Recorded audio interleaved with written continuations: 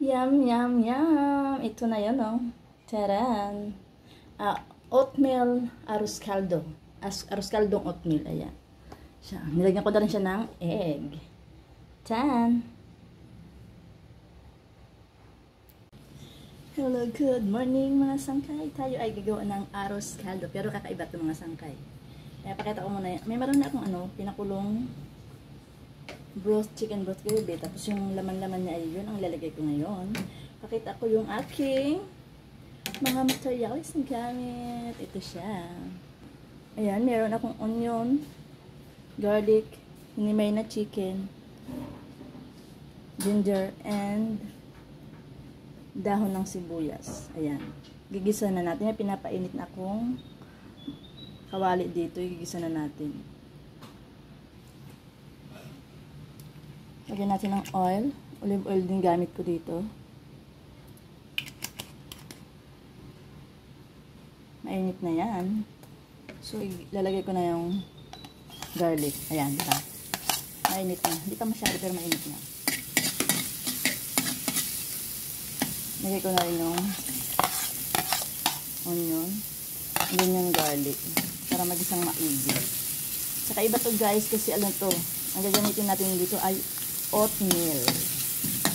Ayan. Gisa natin yung ng apoy.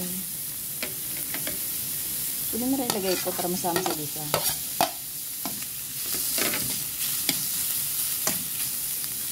Oatmeal gamit natin. Sama ko na yung oatmeal. Ito yung gamit ng oatmeal. Ano to eh. Ibang klaseng oatmeal din to. Ayan.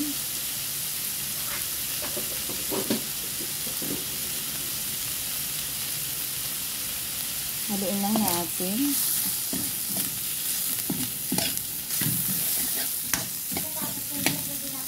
Okay na siya mga sangkay. Lilipat ko na lang siya sa Inaantay ko na lang kumulo yung aking chicken broth dito.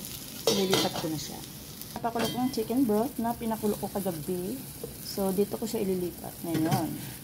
Ayan, kumukulo-kulo na. Lipat lang natin.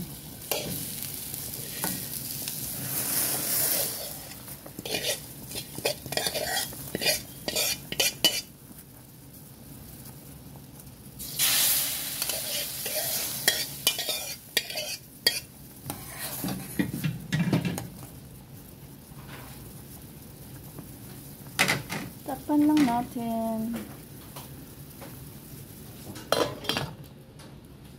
Check natin mga sangkay.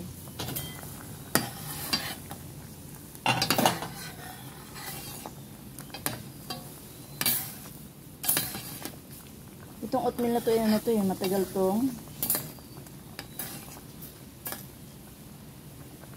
maluto. Hindi katulad ng normal lang na oatmeal. Nilagyan kong tubig.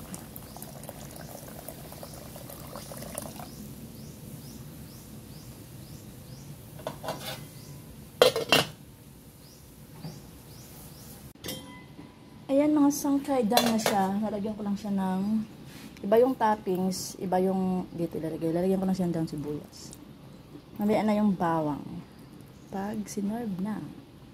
Ayan, done. Arroz caldong oatmeal.